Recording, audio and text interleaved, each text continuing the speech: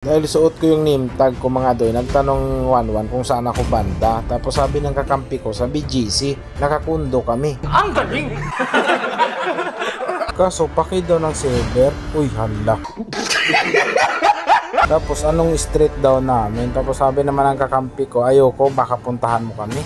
Ba't parang masama ang loob nyo, ha? Dahil umuwi ako mga doy, sinabi ko kung anong street namin. Pero bago ang lahat mga doy, tara lumang muna tayo. Maraming salamat sa inyong oras kung tatapusin mo pa. Kung wala pa ka nakapag-subscribe, ay nagpagulat yung tao na sabihan pa kita. Pagka walay batasan, namikat pa talaga yung alpha. Mahilig talaga mamikat yung alpha. Siguro may sore eyes to na sa natagam. O slot lagi ang mga muta.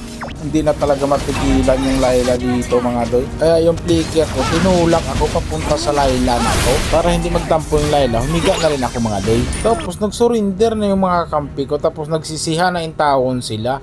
Kaya ang sinabi ko dito mga doy, naniwala kayo sa forever pero sa comeback wala kayong paniwala. Ano ba naman kasi kayo gaganahan kung hindi kayo nahihirapan? Ay naunusa naman yung taon ka muna. Tingnan mo to, yung flicker ko tinulak ako. Kaya yung Angela biglang nawala nandun sa tanglad. Pinaguan lang ako ni Angela dun sa tanglad mga doy. Sos Mario Joseph. Backyard na sana ako dito kaya nakita ko yung alpang taas og tumoy. Binutangan ko na mga doy. Ang bilis lang yung taon niyang dumapa. Kaso parang hypnotize man ako dito. Anong nangyari sa akin? Ay naku po, si Layla pa rin yung nilili ko dito mga doy. Kaya masakito na rin talaga to. Kaya alam pag makabuhilo talaga ako, bigla lang talaga mawala. Maniwala kayo sa akin mga doy. Ako na nagsasabi sa inyo, hindi kayo. Ay naging taon mo pagbuot. Tapos yung alpang taas ug tumoy, namikat na naman siya dito. Akala siguro na hindi ko talaga siya butangan. Kanya karon tanawa, ulot na po mong mata. Alok ko, ano yun?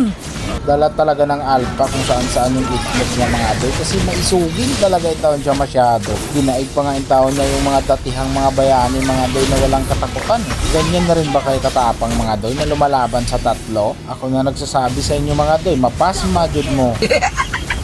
Kaya dito, biglang nabuhayan ng espiritu yung mga kakampi ko mga doy. Sa forever lang kasi yung taong naniniwala. Tapos yung mga tinuturing nilang forever, bigla na lang din yung taong nawala. Sus, Mario Joseph! Kala nga namin talaga dito matatapos na kaya lang mga doy, alanganin. Bumakyard muna kami. Tapos bakbakan na naman kami dito sa side ng anak ng Bigsana mga doy. Kaso, ang laki naman ng damage ng Angela. Ano yun, nakachit?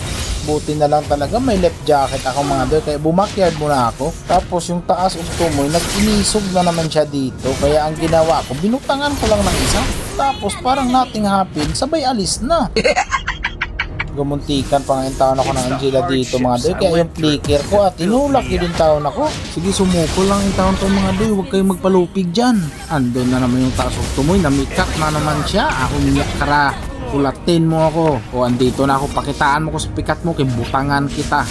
Kay namikat yung mga doy. Kung sa pailain buhatin ka. Naksa na tagam. Huslot ang kalimutaw. Natapos din ang paghihirap mga doy. May forever din pala talaga sa comeback. Sos Mario Joseph.